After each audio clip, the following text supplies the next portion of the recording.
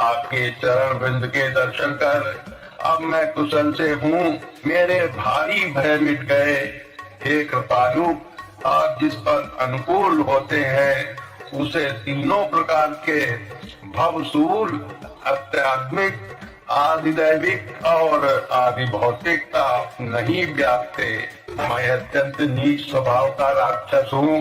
मैंने कभी शुभ आचरण नहीं किया। जिनका रूप मुनियों के भी ध्यान में नहीं आता, उन प्रभु ने स्वयं हर्षित होकर मुझे हृदय से लगा लिया।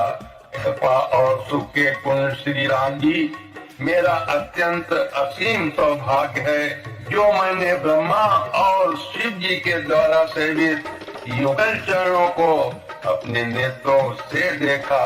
श्री राम जी ने कहा, हे सखा सुनो, मैं तुम्हें अपना स्वभाव कहता हूँ, जिसे कागभूषण शिव जी और पार्वती जी भी जानते हैं।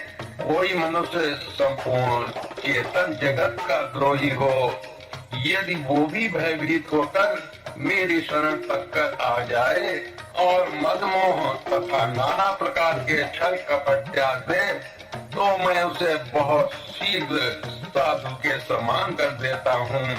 माता पिता, भाई, पुत्र, स्त्री, शरीर, धन, घर, मित्र और परिवार, इन सब के ममत्व रूपी ताबों को बटोर कर और उन सब की एक डोरी बटकर उसके द्वारा जो अपने मन को मेरे चरणों में बांध देता है, अर्थात सारे संसारिक संबंधों का केंद्र मुझे बना लेता है, जो समदर्शी है, जिसे कुछ भी इच्छा नहीं है और जिनके मन में हर्ष, शोक और भय नहीं है, ऐसा सज्जन मेरे हृदय में कैसे बसता है, जैसे लोभी के हृदय में धन बसा करता है। तुम सभी के संत ही मुझे प्रिय है। मैं और किसी के निहोरे अर्थात कृतज्ञतावश देह धारण नहीं करता। जो सगुण साकार भगवान के उपासक हैं, दूसरों के हित में लगे रहते हैं, नीति और नियमों में दृढ़ है और जिन्हें ब्राह्मणों के चरणों में प्रेम है, ये मनुष्य मेरे प्राणों के समान हैं। बोलिए श्यामति रामचंद्र की। ये लंकापति सुनो, तुम्हारे अंदर उपर्युक्त सब गुण हैं, इससे तुम मुझे अत्यंत ही प्रिय हो। श्री राम जी के वचन सुनकर सब बांधवों के समूह कहने लगे, कृपा के समूह श्री राम जी की जय हो। प्रभु की वाणी सुनते हैं और उसे कानों के लिए अमृत जानकर विभीषण जी अघाते नहीं हैं। वे बार बार श्री राम जी के चरणों को पकड़ते हैं।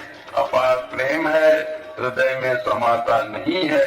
विभीषण जी ने कहा, हे देव के चराचर जगत के स्वामी, हे शरणागत के रक्षक, हे सबके दया के भीतर की जानने वाले, सुनिए, मेरे हृदय में पहले कुछ वासना थी, वो प्रभु के चरणों की प्रीति रूपी नदी में बह गई।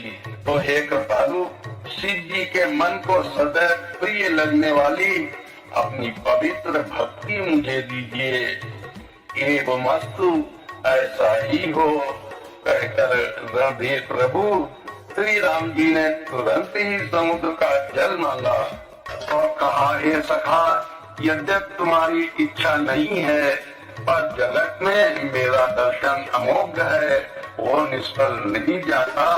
ऐसा कहकर श्री राम जी ने उनको रात तिलक कर दिया। आकाश से पुष्पों की अपार वृष्टि हुई।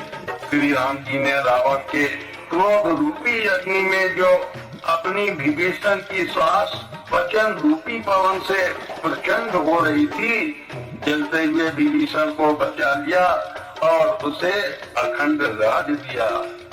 शिव जी ने जो संपत्ति रावण को 10 सिरों की बलि देने पर दी थी, वही संपत्ति श्री रघुनाथ जी ने विभीषण को बहुत सख्त चाहते हुए दी।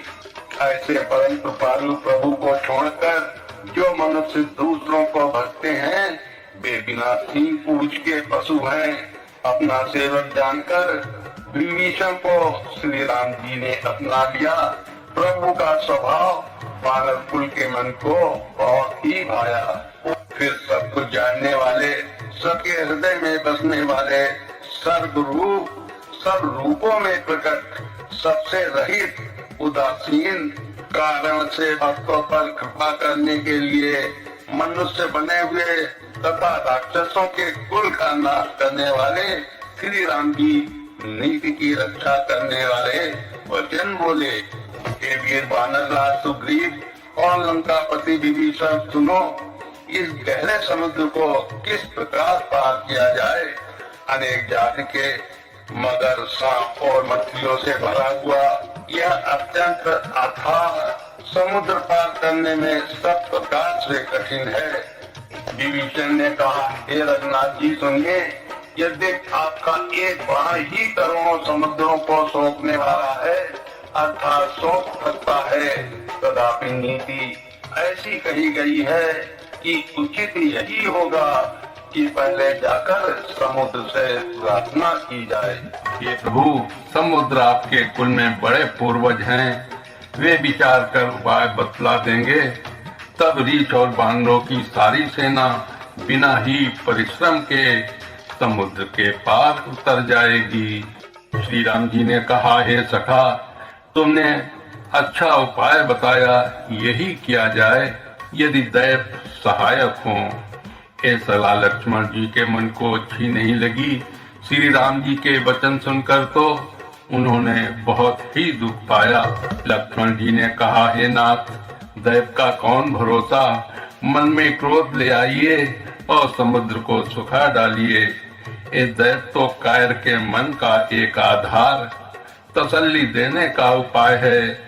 आलसी लोग ही दैव दैव पुकारा करते हैं। रघुवीर हंसकर बोले, ऐसा ही करेंगे, मन में धीरज रखो।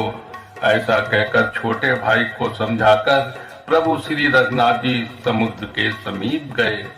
उन्होंने पहले सिर नवाकर प्रणाम किया, फिर किनारे पर कुश बिछाकर बैठ गए। इधर ज्यों ही विभीषण जी प्रभु के पास आए थे, त्यों ही रावण ने उनके पीछे दूत भेज दिए थे। कपट से बानर का शरीर धारण कर उन्होंने सब लीलाएं देखी। वे अपने हृदय में प्रभु के गुणों की और शरणागत पर उनके स्नेह की सराहना करने लगे। फिर वे प्रकट रूप में भी अत्यंत प्रेम के साथ श्री राम जी के स्वभाव की बड़ाई करने लगे। उन्हें कपट भेष भूल गया। तब बानरों ने जाना कि ये शत्रु के दूत हैं और वे उनको सब बांधकर सुग्रीव के पास ले आए। सुग्रीव ने कहा, सब बानरों सुनो, राक्षसों के अंग भंग करके भेज दो। सुग्रीव के वचन सुनकर बानर दौड़े। दूतों को बांधकर उन्होंने सेना के चारों ओर घुमाया। बानर उन्हें बहुत तरह से मारने लगे। वे दीन होकर पुकारते थे, फिर भी बानरों ने उन्हें नहीं छोड़ा। तब उन्होंने पुकार कर कहा, जो हमारे नाक कान काटेगा उसे कोसलाधीश श्री राम जी की सौगंध है। ये सुनकर लक्ष्मण जी ने सबको निकट बुलाया। उन्हें बड़ी दया लगी। इससे हंसकर उन्होंने राक्षसों को तुरंत ही छुड़ा दिया और उनसे कहा, रावण के हाथ में ये चिट्ठी देना और कहना, हे कुल घातक, लक्ष्मण के शब्दों को बांचो। फिर उस मूर्ख से जवानी ए मेरा उतार कृपा से भरा हुआ संदेश कहना कि सीता जी को देकर श्री राम जी से मिलो, नहीं तो तुम्हारा काल आ गया। बोलिए क्या रामचंद्र की, हनुमान की।